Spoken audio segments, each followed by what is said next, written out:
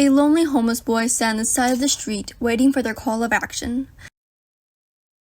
But then a strange man appears on the street.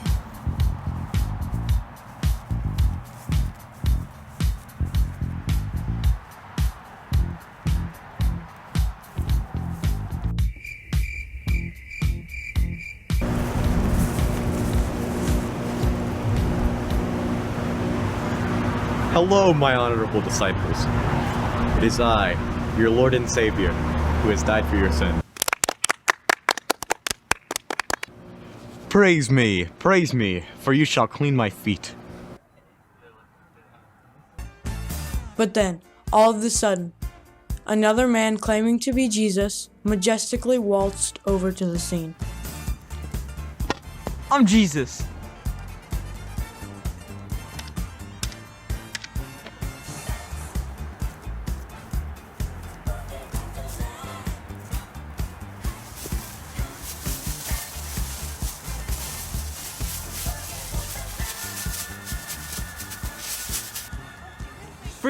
Free food, for I am the Messiah. I spent 40 days and 40 nights gathering this cuisine for my lovely people.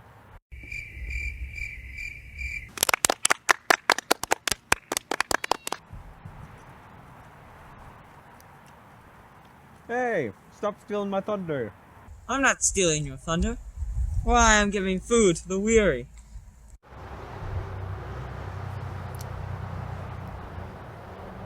But then, all of a sudden, another man approached from across the road, claiming to be able to perform an amazing act. Hello, my children, for I will perform an amazing act for you all. What a liar, am I right? Yeah.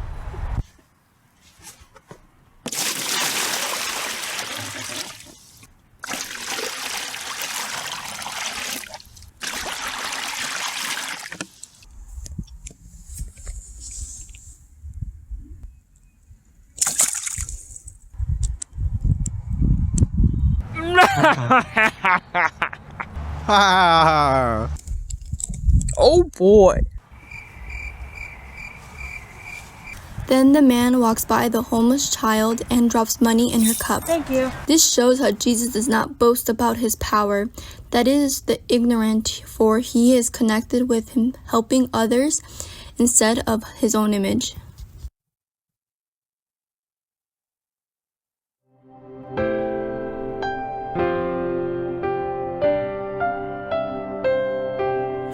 Vessels holy and whole, broken, needing the one, open, body and soul, healer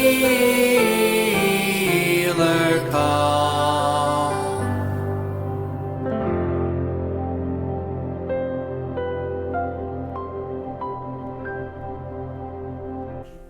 The demands of following Jesus are great.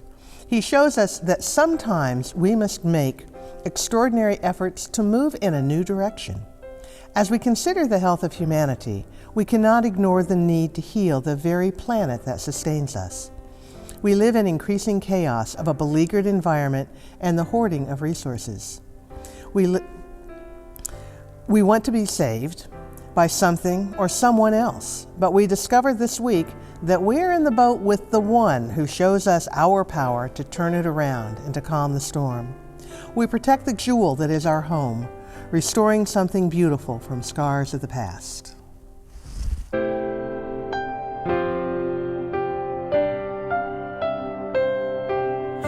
Vessels holy and whole, broken, needing the one, open, body and soul, healer come.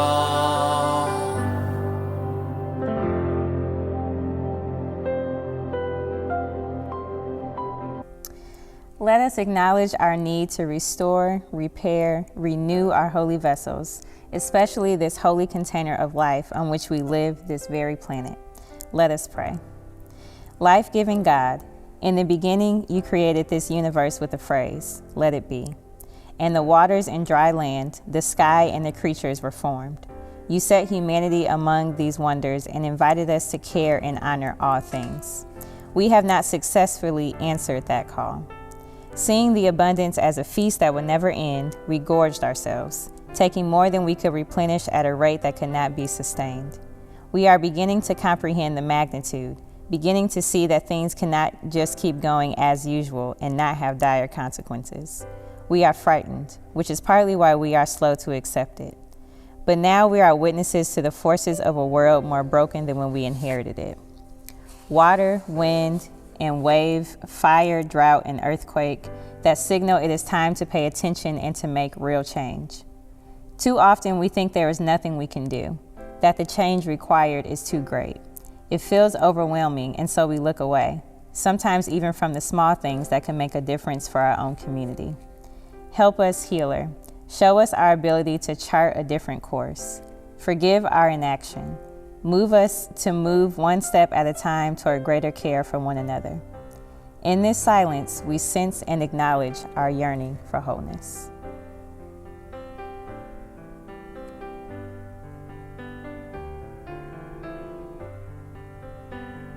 I invite you to imagine a warmth begin to arise within the core of your body.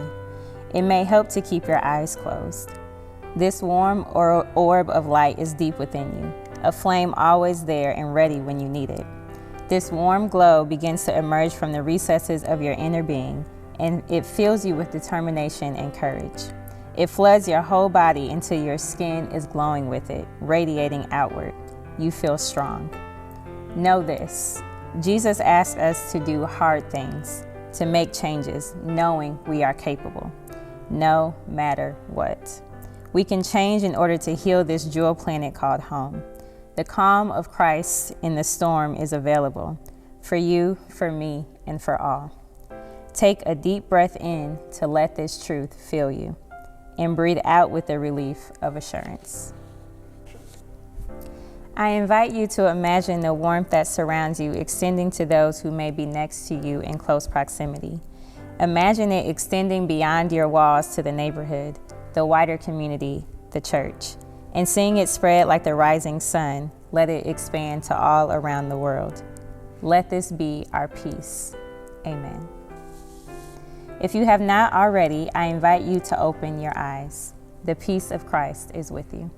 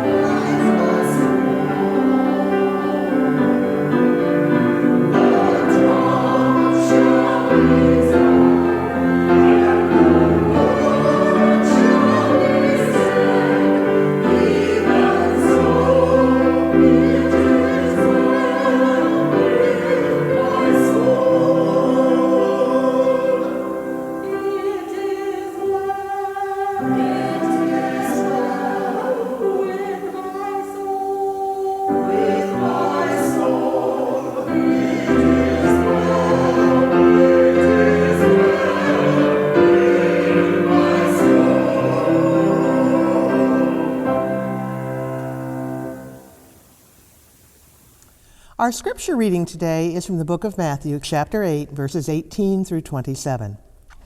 Now, when Jesus saw great crowds around him, he gave orders to go over to the other side. And a scribe came up and said to him, "Teacher, I will follow you wherever you go." And Jesus said to him, "Foxes have holes, and birds of the air have nests, but the Son of Man has nowhere to lay his head." Another of the disciples said to him, "Lord, let me go first and bury my father." But Jesus said to him, "Follow me and leave the dead to bury the dead." And when he got into the boat, his disciples followed him.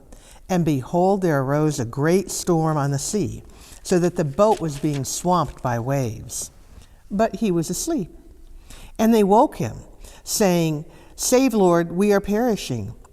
And he said to them, "Why are you afraid, O men of little faith?" Then he rose and rebuked the winds and the sea, and there was great calm. And the men marveled, saying, "What sort of man is this, that even the winds and sea obey him?" Friends, would you join me in the spirit of prayer and meditation? Let us pray. God, may the words of my mouth and the meditations of all of our hearts be acceptable in your sight. You are our rock and our Redeemer, the one constantly painting new pictures for us to see with the majesty and the wonder of your creation. Speak to us now. Open our eyes and our hearts to accept your creation as your handiwork, and call us to imagine how we might join you in the process of restoring creation. We pray this in the name of the one who has created and is still creating. Amen.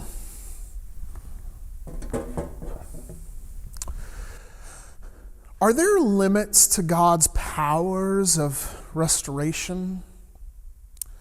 Are some things, some lives more worthy of restoration or redemption, and others less worthy? Is anything or anyone off God's restoration radar?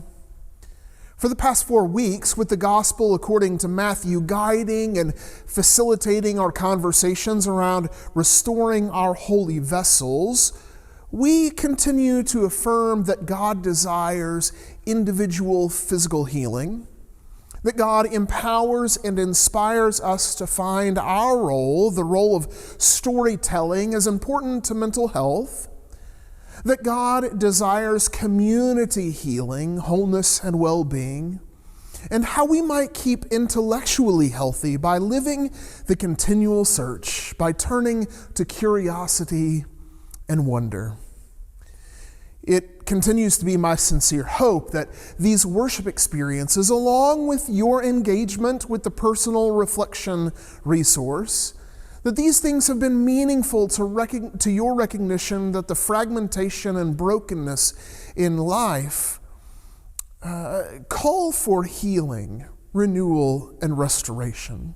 That all things, in fact, are worthy of being restored. Yes, even you, even us.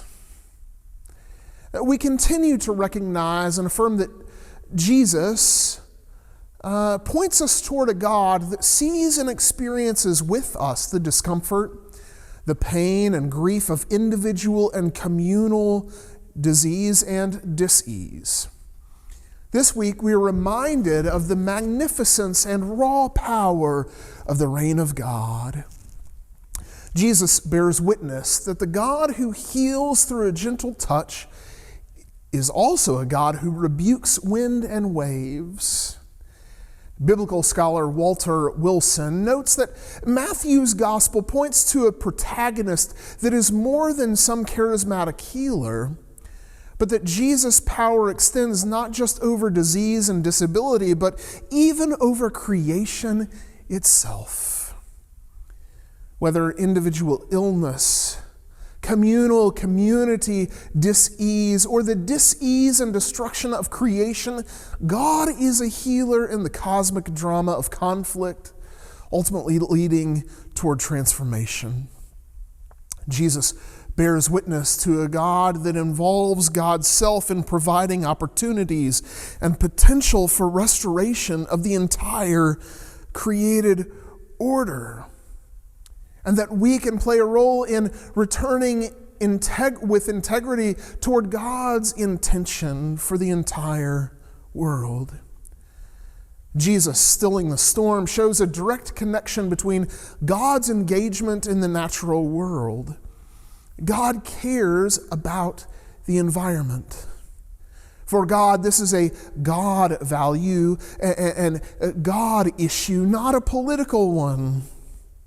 Perhaps there is nothing more immediate and more important than the healing, renewal, and restoration of our natural resources.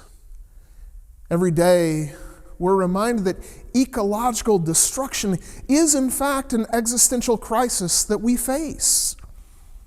And because God cares about God's own artistic expression and created process in this museum of life, we call the cosmos, perhaps as Christians, that is, as folks riding along in the boat with Jesus. Friends, we are at our best when we curate and care for God's artistry.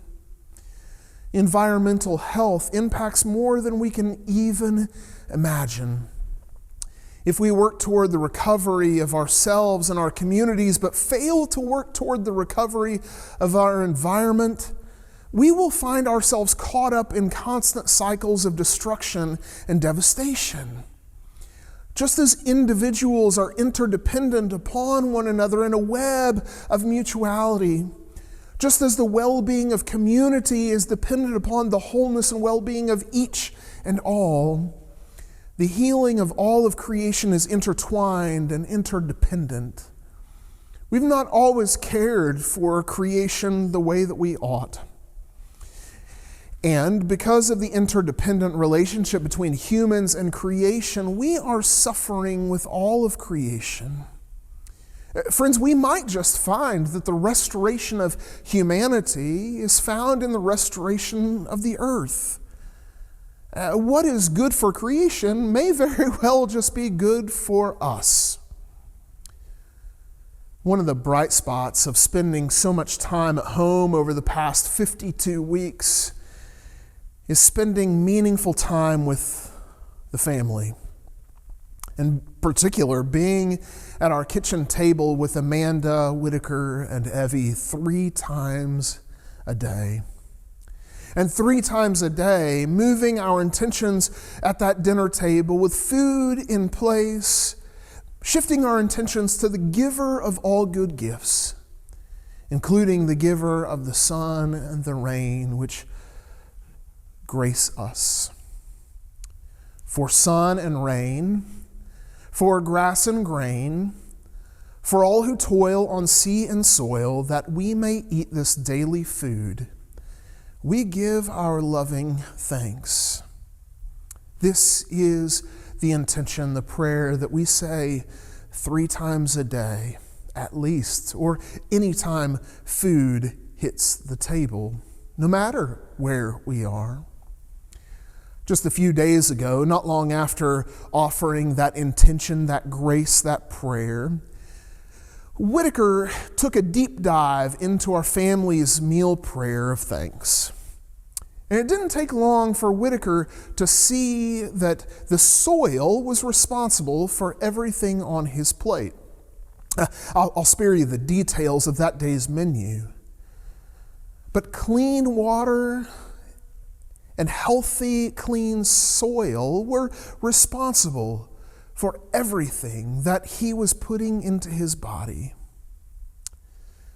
Our health and well-being, our very survival is dependent upon the survivability and sustainability of God's handiwork. And in turn, God's handiwork is dependent upon our stewardship, that we might jump in the boat with Jesus, to care about what Jesus, to care for what Jesus cares about.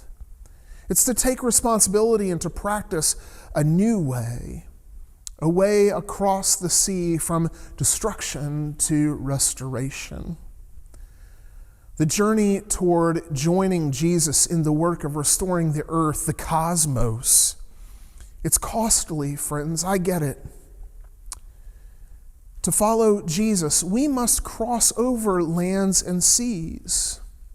We must move from a status quo of creation care that is full of destruction toward a healthier and more sustainable future for our environment and for us all.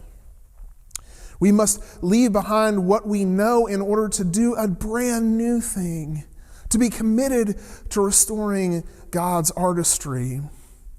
It might be hard, it will be hard to live this new way of life. It may be terrifying, but friends, it is our calling, and we know that Jesus is with us. We can move in new directions where restoration and environmental health is a primary concern, not an afterthought. And so I'm wondering this morning, and I invite you to wonder with me, how in the world are we going to turn this ship around? What new things can we do? How can we follow the way of Jesus when it comes to environmental health? How can we create something beautiful that will last for generations to come? What does how we treat creation say about how we feel about the Creator as people of faith? It's David Brower who so eloquently points out that we don't inherit the earth from our ancestors, but rather we borrow it from our children. Friends, God's creation is on loan as borrowers of God's good, very good creation. Let's work for the restoration of God's creation. And in so doing, let us restore the generations to come. Amen. Awesome God, the giver of all gifts, the creator of this wonderful world, we are grateful to have the opportunities to serve you by making our creation even better. Loving God, who reaches out to share our joy and our sorrow, who eases our pain, we give you thanks. Most of all, we are grateful, Lord, for the gift of your Son and his sacrifice, and our Savior, who taught us to pray, saying, Our Father who art in heaven, hallowed be thy name. Thy kingdom come, thy will be done, on earth as it is in heaven. Give us this day our daily bread, and forgive us our debts as we forgive our debtors. Lead us not into temptation, but deliver us from evil. For thine is the kingdom and the power and the glory forever. Amen.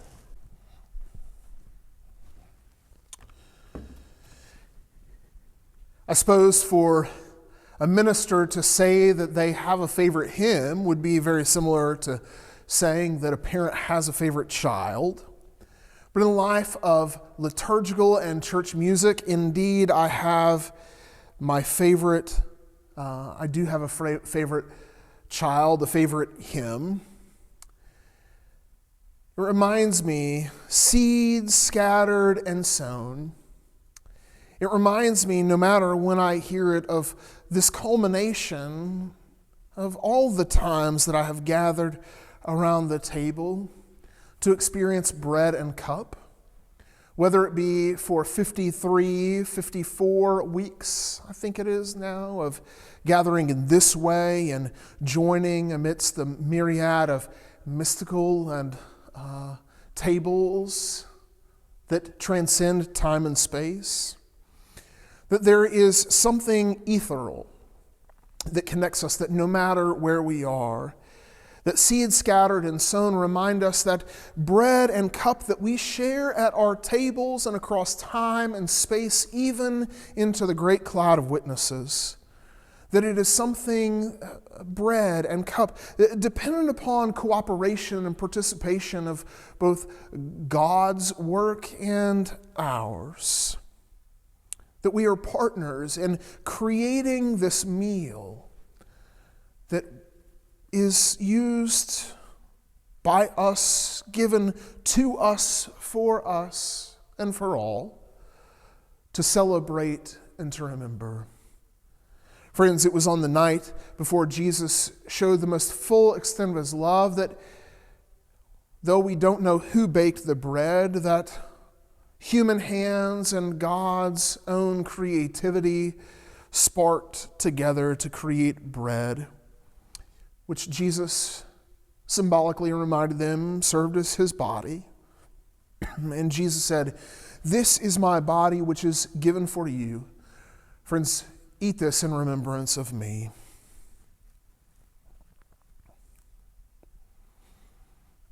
Likewise, after supper, he gave thanks for the cup, and he gave it to them, and he said, "This is the cup of the new covenant, grapes crushed by human hands, vines strung up with God's ingenuity and creativity. Drink of this meal of participation, and in so doing, you participate in me." Let us drink together.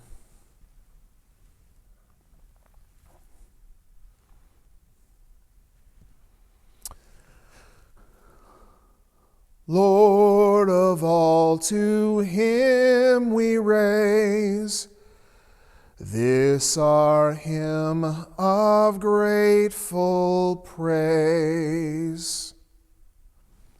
Amen.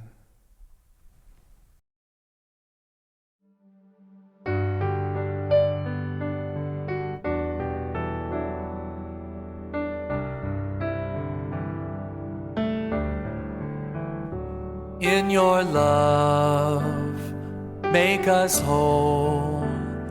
May we rest in your compassion, calm the lost, weary soul. In the warmth of your love, may your peace fill our hearts. May we know the love of Jesus.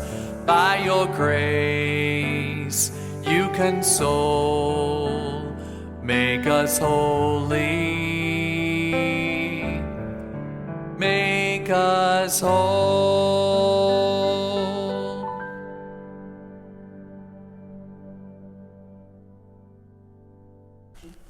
Let us pray. Healer of our every ill, especially our fractured creation, we come before you to make our petitions known. Hear our cries for healing of body, mind, and spirit. We know that already you are at work among us, showing us the way to recovery from the toxicities and grief of our time. Remind us that you are in the boat with us in the midst of difficult times. We give you thanks for this path of following you, even when you call us to cross over from one way of life to another. We pray especially for all who are impacted most by dwindling resources. We pray that we will continue to learn and see and know how our actions affect others, not just ourselves. We give thanks for the wake-up calls that our young people are sounding, and we pray for the fortitude to move this journey forward alongside them. We give thanks for the courage of activists and educators who help us wake up to this storm and to see that we have it within our power to calm that storm, to restore the earth's wholeness. We ask for courage and encouragement to reevaluate how we as a church can join this effort now and into the future. Amen.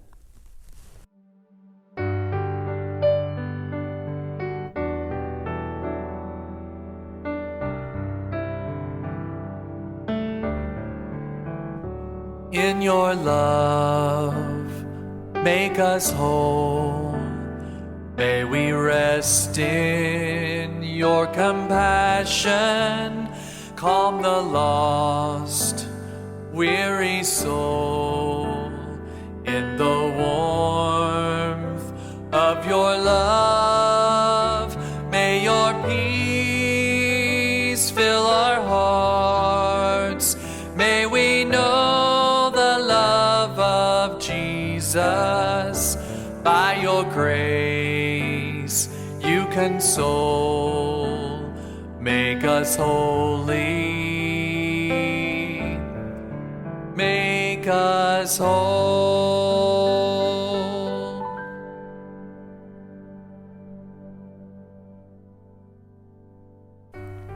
The words of Jesus we highlight this week from the healing story are, "Follow me and let the dead bury their own dead."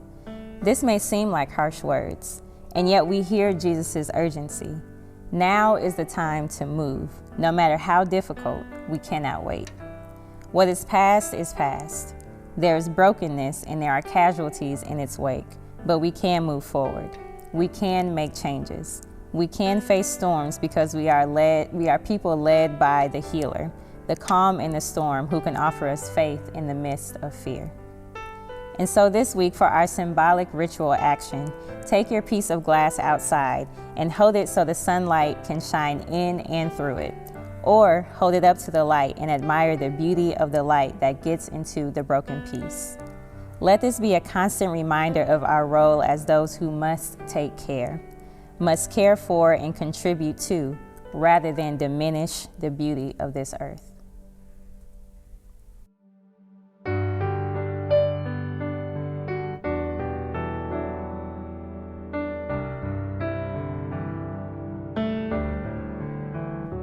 In your love, make us whole. May we rest in your compassion. Calm the lost, weary soul. In the warmth of your love, may your peace fill our hearts. May we know Jesus, by your grace you console. Make us holy. Make us whole.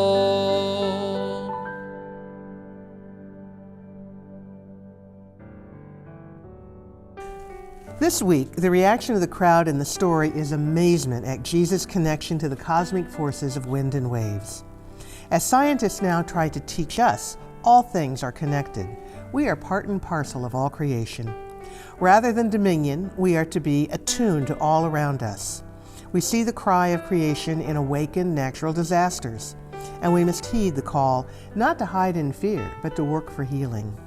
And so in our communal discerning about how this church community could become a health hub through our ministry and mission, let us put our minds to imagining how we can learn about contributing to the beauty and healing of our environment. I invite you to explore with us the possibilities for a new or renewed commitment we can make as Zionsville Christian Church to our larger community's effort to recover from this past year. Friends, go now with the confidence that we can face the storm with Jesus in the boat, recovering our depth of love for all and our joy of living in this world. And may the words of Jesus ring in your ears when he beckons each and all of us, saying, "Follow me." And may the Spirit hover, move, and deliver salve to your soul, and might it put a spring in your step. Friends, God loves you. I love you. Let's love ourselves, one another, and let's love God's good earth. Amen.